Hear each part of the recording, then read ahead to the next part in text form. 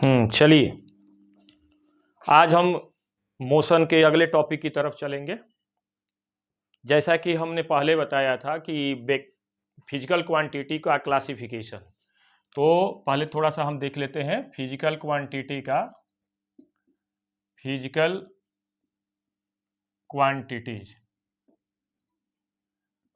का जो क्लासिफिकेशन हम पढ़े थे, तो उस फिजिकल क्वांटिटी के क्लासिफिकेशन में हमने कहा था कि फिजिकल क्वांटिटी को हम दो भागों में क्लासिफाई कर देते हैं। किस आधार पर? On the basis of properties. Okay, तो प्रॉपर्टी के आधार पर जो है दो भागों में क्लासिफाई किए थे, जिसको हम कहे थे, एक को वेक्टर और तो यहां पर जो है हमने स्केलर फिजिकल क्वांटिटी। ठीक, ये जो है फिजिकल क्वांटिटी का जो क्लासिफिकेशन हमने किया था, तो किस आधार पर? प्रॉपर्टी के आधार पर। कितने भागों में डिवाइड किया था हमने? वेक्टर और स्केलर में। अब ये जो वेक्टर है, वो वेक्टर भी दो भागों में क्लासिफाई किया जा सकता है। एक को हम कहेंगे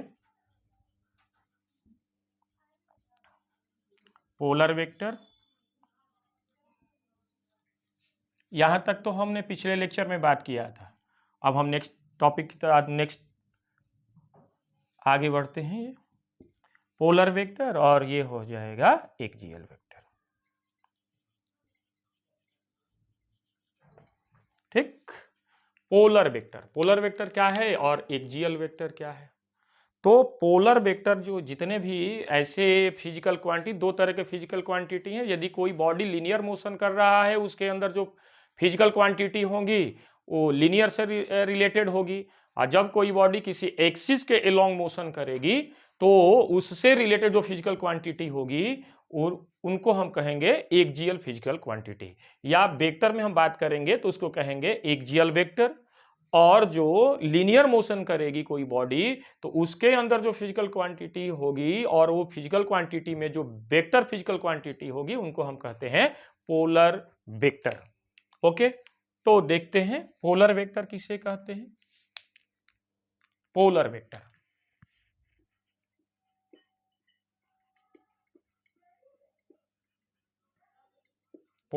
किसे कहेंगे? Those vector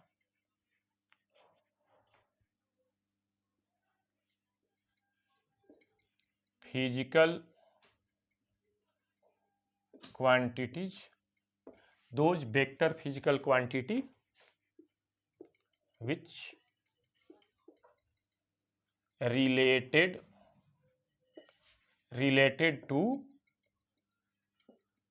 linear motion called polar vector.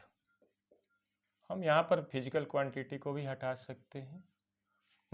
Those vector which related to linear motion called polar vector. Polar vector में कौन कौन से आएंगे?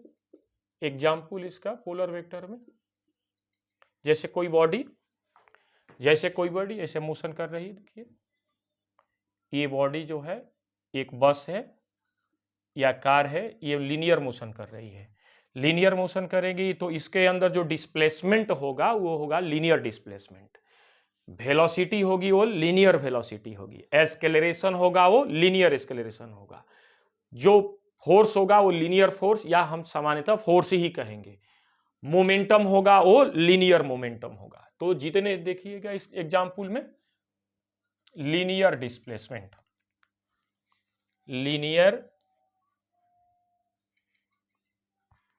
लीनियर डिस्प्लेसमेंट पहला एग्जाम्पल किसका? पोलर वेक्टर का, लीनियर डिस्प्लेसमेंट। दूसरा एग्जाम्पल लीनियर वेलोसिटी। तो लीनियर डिस्प्लेसमेंट को हम किस चीज से समांतर रिप्रेजेंट कर सकते हैं? या तो x से, या s से, या अदर डी से भी हम रिप्रेजेंट कर सकते हैं, कैपिटल डी स्मॉल डी जो भी का है, etcetera etcetera etcetera. Linear velocity को किस से रिप्रेजेंट करेंगे, स्मॉल यू से या स्मॉल भी से। ठीक हुआ।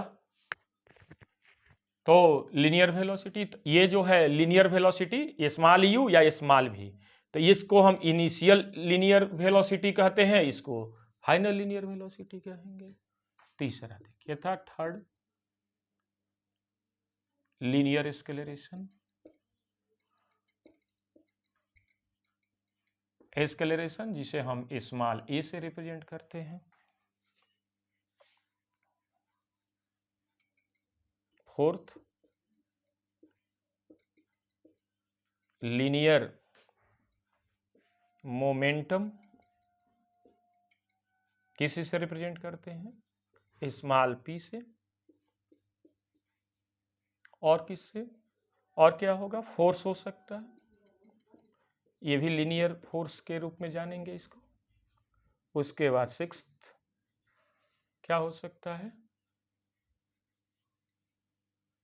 इतने एग्जाम्पल ईटीसी, इतने एग्जाम्पल लीनियर या पोलर वेक्टर के होंगे। जितने भी लीनियर मोशन से रिलेटेड जितने भी वेक्टर होंगे वो सभी के सभी जो है पोलर वेक्टर की कैटेगरी में आते हैं। अब दूसरा क्या है, एक्सियल वेक्टर। तो एक्सियल वेक्टर किसे कहेंगे, यदि कोई बॉडी किसी एक्सिस के एलोंग मोशन करती है तो उसके अंदर जितने भी फिजिकल क्वांटिटी आएंगी या जितने भी वेक्टर फिजिकल क्वांटिटी आएंगे उस सभी के सभी क्या होंगे, एक्सियल वेक्टर होंगे। तो एक्सियल वेक्टर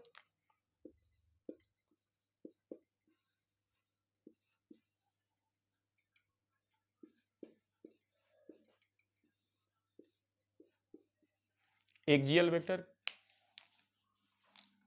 किसे कहेंगे,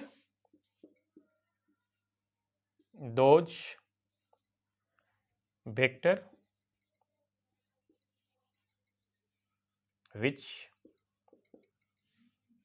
which are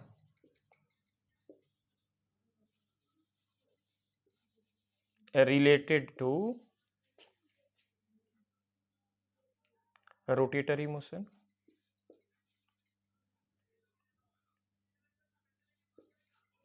रोटेटरी या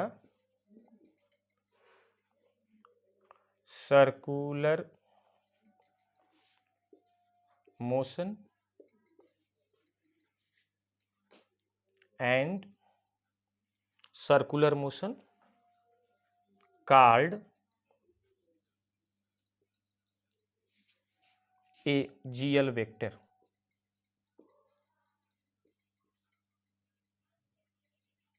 ठीक, यानी those vector which are related to rotatory और circular motion called axial vector.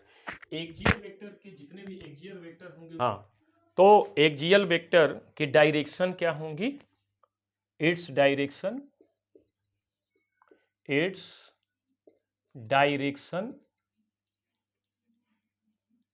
always directed, always in the direction of, always in the direction of rotatory axis या direction of axis of rotation. ठीक है,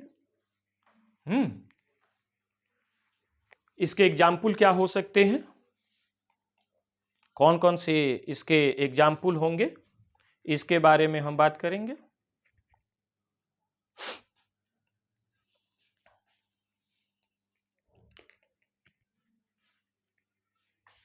example, तो जैसे यहां पर linear displacement है तो यहां पर क्या लिखेंगे हम, angular displacement,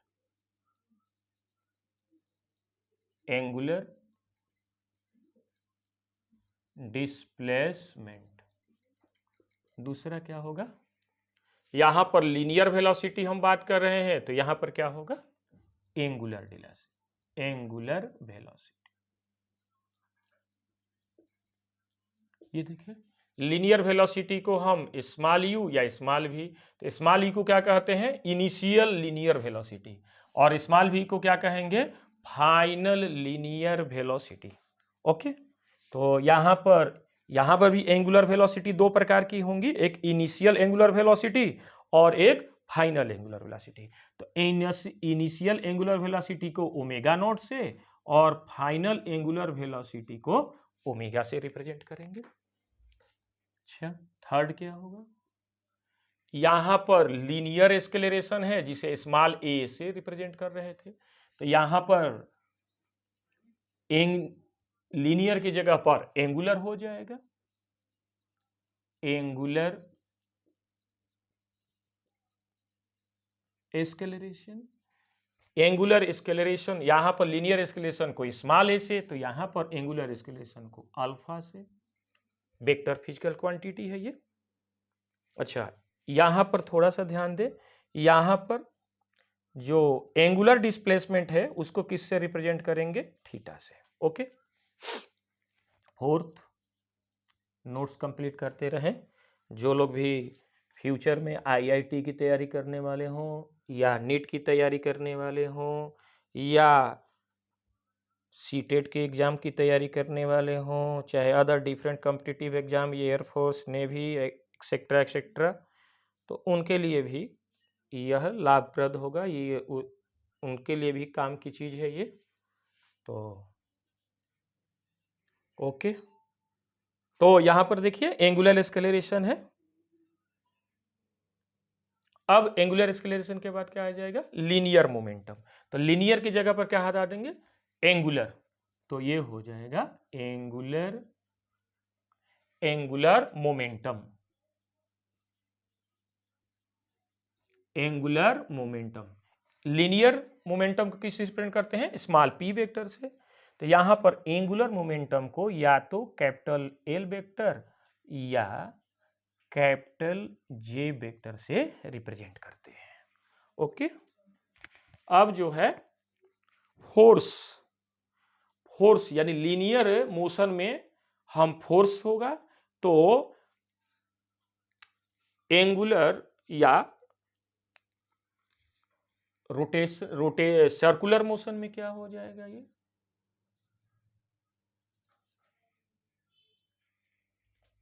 torque. Rotatory motion लिखा है, एक्सिस ऑफ रोटेशन की तरफ, इन सभी फिजिकल क्वांटिटी की डायरेक्शन जो है एक्सिस ऑफ रोटेशन की तरफ होती है। ये क्या है, टाउ इसको कहते हैं, टॉर्क, जिसको टॉर्क टाउ। ये जो है लीनियर जब मोशन होगा तो वहां पर हम फोर्स, सामान्यतः फोर्स का शब्द यूज करेंगे, लेकिन यदि कोई बॉडी यदि किस रोटेटरी मोशन करती है तो वहां पर हम फोर्स ना यूज करके हम टार्क शब्द का यूज करेंगे। ओके, तो हम डायग्राम भी देखते हैं बना करके, देखिए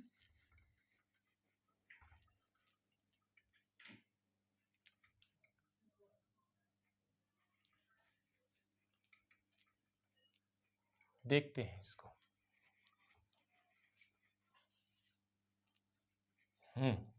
देखिए ये सर्कुलर पाथ है और यहां पर ये क्या है, axis of rotation, axis of TATI, हाँ, एक्सिस ऑफ रोटेशन। एक बॉडी जो है ये सर्कुलर पाथ जिसकी रेडियस क्या है, R है, ठीक, ये क्या है, ये सेंटर है O। अब ये एक बॉडी है m किलोग्राम की, ये R मीटर रेडियस के सर्कुलर पाथ पर v स्पीड से मोशन कर रही है। तो v स्पीड से मोशन कर रही है, तो इस बॉडी के लिए जो डिस्प्लेसमेंट होगा वो डिस्प्लेसमेंट क्या हो जाएगा, थीटा। एंगुलर डिस्प्लेसमेंट क्या हो जाएगा, थीटा हो जाएगा। देखिएगा एक्सिस ऑफ रोटेशन की दिशा में ये थीटा का डायरेक्शन है। एंगुलर वेलोसिटी ओमेगा या ओमेगा नॉट, ये भी किसकी, ये क्या है, एंगुलर वेलोसिटी, किस किस तरफ डायरेक्शन है, एक्सिस ऑफ रोटेशन, एक्सिस की तरफ, यानी सर्कुलर पाथ के एक्सिस की तरफ। तीसरा क्या है, एंगुलर एक्सेलरेशन, इसकी भी डायरेक्शन देख लीजिए, ये भी क्या है, एक्सिस ऑफ रोटेशन की तरफ है। फोर्थ एंगुलर मोमेंटम, इसकी भी डायरेक्शन क्या है, एक्सिस ऑफ रोटेशन की तरफ। और टार्क का भी जो है डायरेक्शन जो है ये भी एक्सिस ऑफ रोटेशन की तरफ होगी। तो हमने यहां पर लिखा है कि its direction always in the direction of axis of rotation, यानी जितने भी एक्सियल वेक्टर होते हैं उनकी सभी की डायरेक्शन एक्सिस ऑफ रोटेशन की तरफ होती है। और जो पोलर वेक्टर होते हैं उनकी दिशा हमेशा लेंथ ऑफ पाथ की तरफ होती है। तो आगे हम चलेंगे। अब हम यूनिट की तरफ चलेंगे। चलिए अब हम टॉपिक पर चलते हैं। हम अभी बेसिक लेकर चल रहे हैं चैप्टर मोशन, 9th क्लास का चैप्टर मोशन हम जो है बेसिक इसके क्लियर कर रहे हैं। और उसके बाद जब बेसिक कंप्लीट हो जाएगा उसके बाद हम फिर से अब अपने मुख्य पॉइंट पर हम चलेंगे। ठीक, तो अभी तक हमने फिजिकल क्वांटिटी के बारे में बात किया कि फिजिकल क्वांटिटी किसे कहते हैं, फिजिकल क्वांटिटी कितने प्रकार की होती है, फिजिकल क्वांटिटी का क्लासिफिकेशन हमने बताया। हाँ, उसके बाद हम अब चल रहे हैं यूनिट की तरफ। तो यूनिट किसे कहते हैं, तो यूनिट क्या है, किसी भी फिजिकल क्वांटिटी को मेजर करने का एक यह पैमाना है। यानी ये जो है ये यूनिट किसी भी फिजिकल क्वांटिटी को मेजर करने के लिए एक स्टैंडर्ड है। तो लिखते हैं यूनिट क्या है,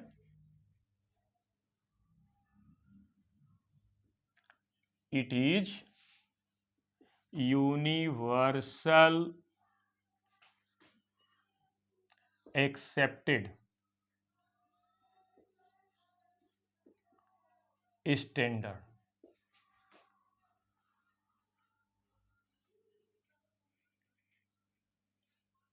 by which we measure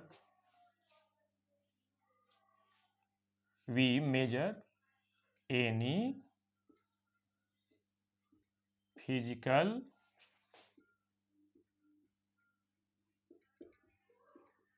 quantities। हाँ, ये यूनिवर्सल एक्सेप्टेड स्टैंडर्ड है जिसके द्वारा हम फिजिकल क्वांटिटी को मेजर करते हैं। कितने प्रकार के होते हैं ये, पहला MKS, जिसको हम सामान्यतः एसआई यूनिट भी हम एसआई सिस्टम भी हम कहते हैं। दूसरा क्या होगा,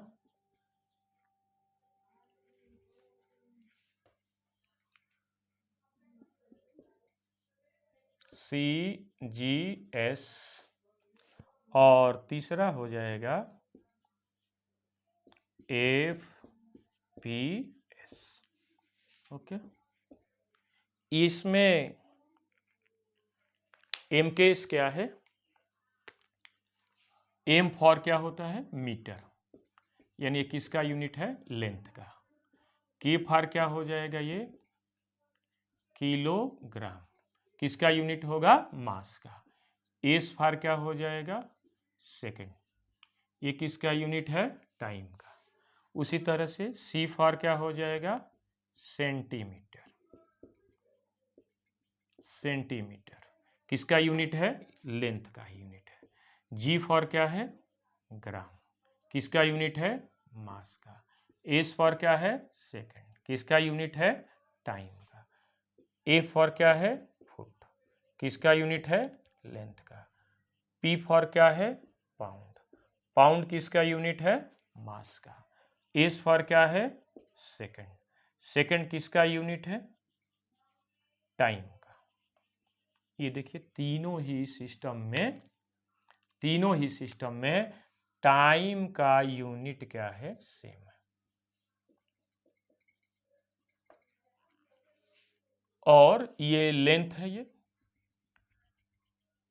ये लेंथ है, तो एम के इसमें लेंथ का यूनिट मीटर होगा। ये अलग बात है कि किलोमीटर लिखा हो या अदर कोई भी बड़े पैमाने वाले यूनिट लिखे हुए हों, लेकिन स्टैंडर्ड जो यूनिट होगा लेंथ का वो मीटर ही होगा। सी फॉर क्या होगा, सेंटीमीटर, यानी सीजीएस सिस्टम में लेंथ का जो यूनिट होगा वो सेंटीमीटर होगा। फिर ए फॉर फुट, यानी एफपीएस सिस्टम में लेंथ का जो यूनिट होगा वो फुट हो जाएगा। फिर एमकेएस यूनिट में मास का यूनिट क्या हो जाएगा, किलोग्राम, यानी स्टैंडर्ड यूनिट है ये। और सीजीएस में मास का यूनिट क्या हो जाएगा, ग्राम, ये भी स्टैंडर्ड यूनिट है। पाउंड, ये एफपीएस यूनिट, एफपीएस सिस्टम में मास का यूनिट है पाउंड, ये भी स्टैंडर्ड यूनिट है। और तीनों ही सिस्टम में टाइम का यूनिट क्या है, सेकंड है। ओके, अब हम इसमें हम लेकर चल रहे हैं कि ये लेंथ का या लेंथ के छोटे यूनिट, बड़े यूनिट, मास के छोटे यूनिट, बड़े यूनिट, समय के बड़े यूनिट और छोटे यूनिट। तो देखते हैं, पहले हम लेकर चलेंगे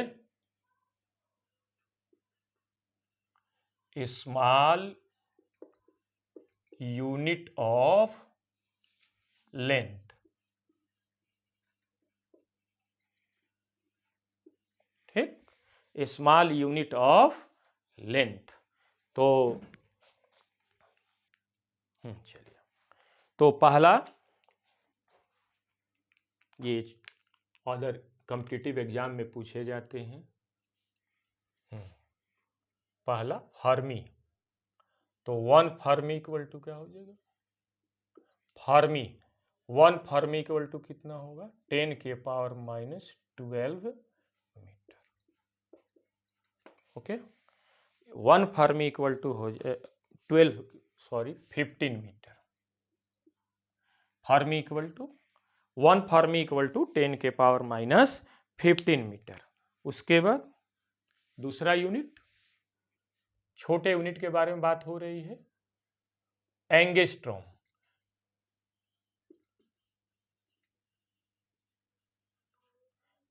एंगस्ट्रॉम, ए के पावर 0 लिखते हैं। 1 एंगस्ट्रॉम इक्वल टू कितना होगा, 10 के पावर -10 मीटर। हाँ, एक और चीज, 1 मीटर में कितना फर्मी, तो 10 के पावर 15 फर्मी। ये देखें, यदि उल्टा करके पूछे कि 1 मीटर में कितना फर्मी, तो कितना हो जाएगा, 10 के पावर 15 फर्मी। यदि फिर इसके बारे में पूछेगा कि 1 मीटर में कितना एंगस्ट्रॉम, किसके इक्वल होगा, 10 के पावर 10 एंगस्ट्रॉम। यानी ये बड़ा यूनिट है और ये क्या है, छोटा यूनिट है। ये एंगस्ट्रॉम। माइक्रोन, 1 माइक्रोन, माइक्रोन कैसे लिखते हैं, म्यू, ये क्या साइन है, म्यू कहते हैं इसको। 1 माइक्रोन इक्वल टू कितना होगा, 10 के पावर -6 मीटर। फिर इसको उल्टा करके पूछे कि 1 मीटर में कितना माइक्रोन, 10 के पावर 6 माइक्रोन। ये छोटे छोटे यूनिट है। अब पूछे यदि नैनोमीटर, नैनोमीटर,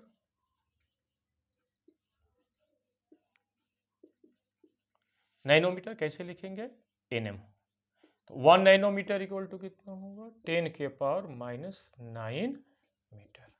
उल्टा करके पूछे कि 1 मीटर में कितना नैनोमीटर, 10 के पावर +9 नैनोमीटर। तो ये छोटे छोटे यूनिट है। अब हम चलेंगे आगे की तरफ, लार्ज यूनिट। तो हम देखते हैं large unit of length.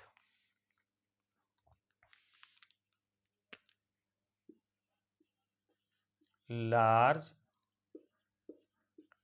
Unit of length. ठीक, ओके। तो लार्ज यूनिट में एक ही है, लाइट ईयर।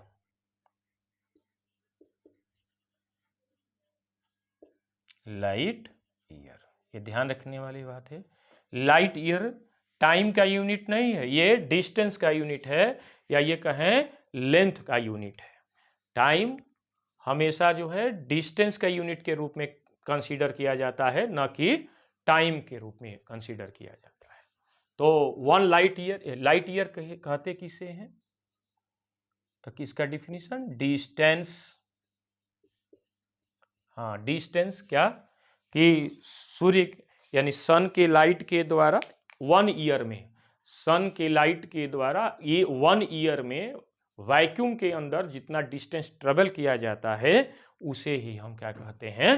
1 light year. यानी सूर्य के प्रकाश द्वारा एक वर्ष में, 1 ईयर में जो डिस्टेंस वैक्यूम के अंदर कंसीडर ट्रेवल किया जाता है तो उसे ही हम क्या कहते हैं? Light year. तो डिस्टेंस देखते हैं। Distance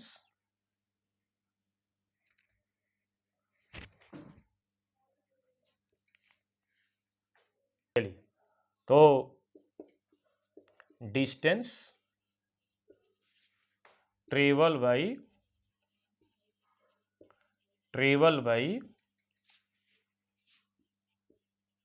sunlight in 1 year in vacuum. Vacuum मतलब निर्वात, जहां पर मीडियम ना हो। 1 ईयर कॉल्ड 1 लाइट ईयर ना। तो 1 लाइट ईयर इक्वल टू कितना होगा? 1 लाइट ईयर इक्वल टू कितना होगा?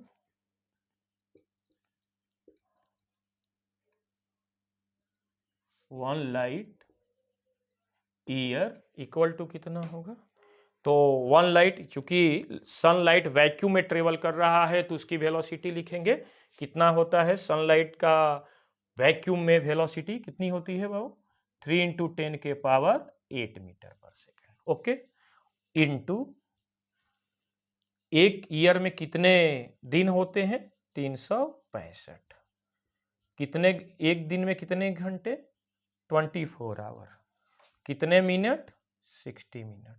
कितने सेकंड? 60 सेकंड। ओके, तो इस तरह से ये मल्टीप्लाई करेंगे तो हमें फाइंड होगा 9.46 × 10 के पावर 15 सेकंड। देखिए ध्यान से, ये मीटर पर सेकंड में होगा।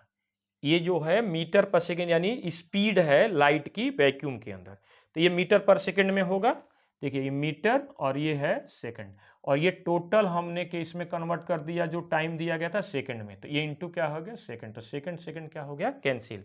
तो इस तरह से हमें क्या मिला? ये सेकंड नहीं, ये मिला हमें मीटर, क्योंकि ये डिस्टेंस का या लेंथ का यूनिट है। और इसको हम एप्रॉक्स भी मान सकते हैं, 10 के पावर 16 मीटर। ओके, यही है 1 लाइट ईयर के वैल्यू। ये 1 लाइट ईयर इक्वल टू कितना होगा? 10 के पावर 16 मीटर। तो ये अभी हमने स्मॉल यूनिट ऑफ लेंथ पढ़ाया और लार्ज यूनिट ऑफ लेंथ। अब हम दूसरे टॉपिक पर चल रहे हैं। चलिए, अब हम मास के बारे में, क्योंकि यहां पर बात किए थे कि लेंथ के छोटे यूनिट और बड़े यूनिट, और दूसरा क्या है अब? मास, यानी किलोग्राम किसका यूनिट है? मास का। तो अब मास के छोटे यूनिट और बड़े यूनिट के बारे में हम बात करेंगे। चलिए, अब देखते हैं हम स्मॉल यूनिट ऑफ मास। तो स्मॉल यूनिट ऑफ मास यानी मास के छोटे यूनिट, तो क्या हो जाएगा? AMU। AMU का मतलब क्या हो गया? ये एटॉमिक एम फॉर क्या हो जाएगा मास, यू फॉर क्या हो जाएगा यूनिट, एटॉमिक मास यूनिट। एक mu इक्वल टू होता है 1.66 इंटू 10⁻⁻27 किलोग्राम। यह मास का सबसे छोटा यूनिट के रूप में कंसीडर किया जाता है। ठीक है, अब जो है large unit of mass, large unit of mass क्या हो जाएगा टन या क्या हो जाएगा मीट्रिक टन, टन या मीट्रिक टन किसके इक्वल हो जाएगा 1000 किलोग्राम के। दूसरा क्या होगा second quintal, quintal equal to कितना होगा 100 किलोग्राम, 100 किलोग्राम जो है एक क्विंटल के बराबर होगा। पाउंड, पाउंड किसके इक्वल हो जाएगा 1 पाउंड 0.4536 किलोग्राम के। तो इस प्रकार जो है ये स्मॉल यूनिट ऑफ मास और लार्ज यूनिट ऑफ मास के बारे में हुआ। हम सभी यूनिट को लेकर चल रहे हैं क्योंकि जो है आगे जैसे जैसे हम फिजिक्स के अगले चैप्टर की तरफ चलते रहेंगे या नेक्स्ट टॉपिक की नेक्स्ट टॉपिक की तरफ चलेंगे तो इसकी कहीं ना कहीं हर जगह इसका प्रयोग आएगा।